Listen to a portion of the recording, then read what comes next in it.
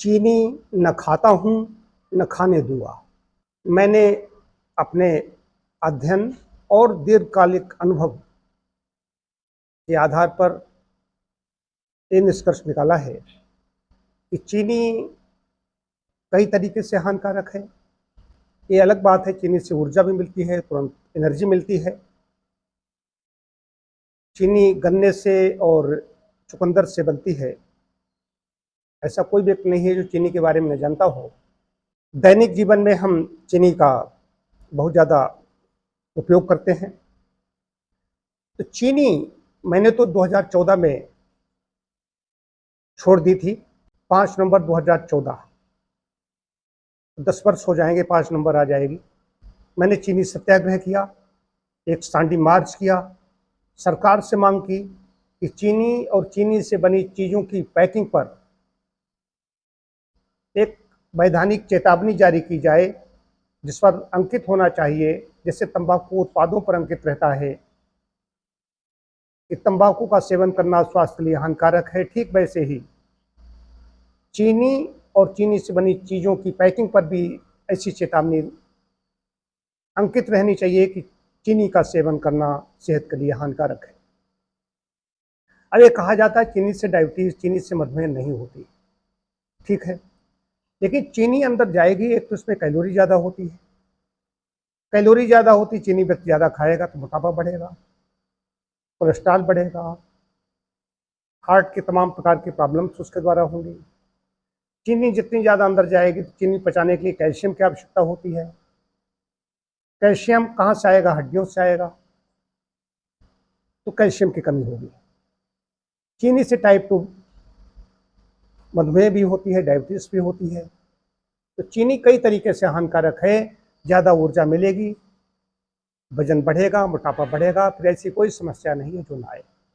अब कैल्शियम की बात मैं आपको बताऊं, जरा देर में समझ जाओगे कि चीनी व्यक्ति जितनी ज़्यादा इस्तेमाल करता है, जैसे छोटे बच्चों को देखिए जो टॉफ़ी चॉकलेट खाते रहते हैं और तुरंत दांत साफ नहीं करते, उनके अच्छे अच्छे सुंदर बच्चे, अच्छे घरों के बच्चे, उनके दांत खराब हैं, दांत कटे पिटे से। क्यों दांत खराब हो गए? उसके पीछे सिर्फ यही कारण है कि उन्होंने ज़्यादा से ज़्यादा चीनी से बनी चीज़ों का इस्तेमाल किया।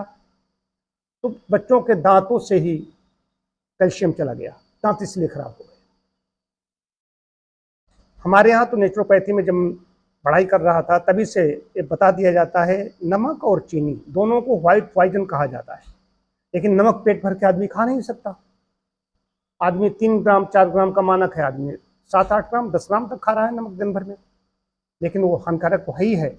उसी प्रकार से चीनी बहुत हानिकारक इसलिए है कि जो एक्स्ट्रा चीनी अंदर पहुंच रही है, अतिरिक्त चीनी अंदर पहुंच रही है। कैसे पहुंच रही है? हम रोटी, चावल, आलू, केला, जो कुछ फल खा रहे हैं, जो हम आहार ले रहे हैं, अन्न ले रहे हैं, इनमें सब में चीनी है। और चीनी शरीर को बहुत नहीं चाहिए। लोग कहते हैं चीनी की कमी हो जाएगी, चीनी नहीं खाएंगे तो कहाँ से पूर्ति होगी। उसके अलावा खजूर खा सकते हो, शहद खा सकते हो। कभी खा नहीं अगर हो तो गुड़ और राब, हालांकि गुड़ और राब भी चीनी है। गुड़ राब भी कहते हैं हम तो गुड़ खाते हैं, राब खा रहे हैं, शक्कर खा रहे हैं, बूरा खा रहे हैं, वो चीनी ही खा रहे हो। चीनी अंदर जाएगी तो अपना काम करेगी।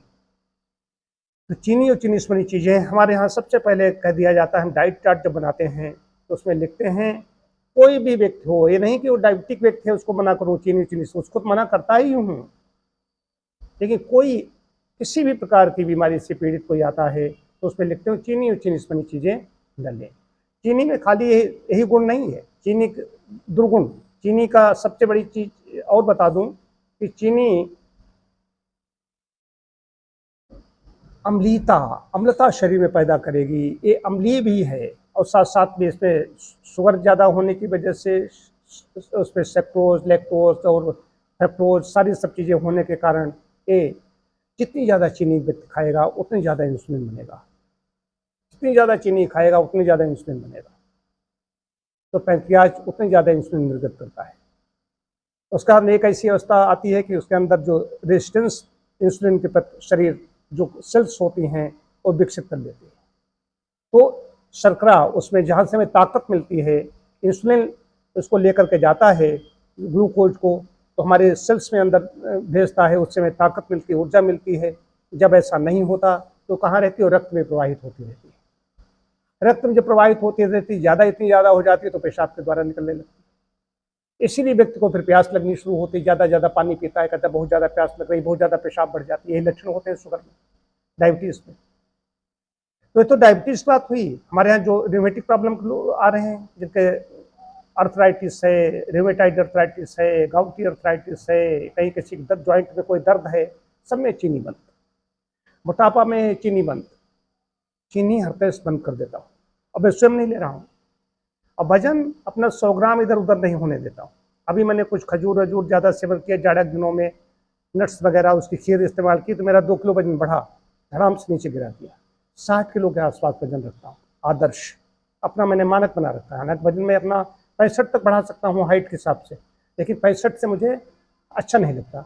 60 में बिल्कुल हल्का फुल्का अच्छा लड़कों की तरह आनंद लेता हूँ। तो चीनी खाएंगे कई तरह की समस्याएं आएंगी, ये अच्छी तरह से समझ लीजिए। समझदारी इसी में है। चीनी और चीनी से बनी चीज़ें छोड़िए, इससे दूरी बनाइए। खाना ही है तो खजूर का इस्तेमाल कर सकते हो, कोकोनट शुगर का इस्तेमाल कर सकते हो, शहद है, ऐसी चीज़ों का इस्तेमाल कर सकते हो।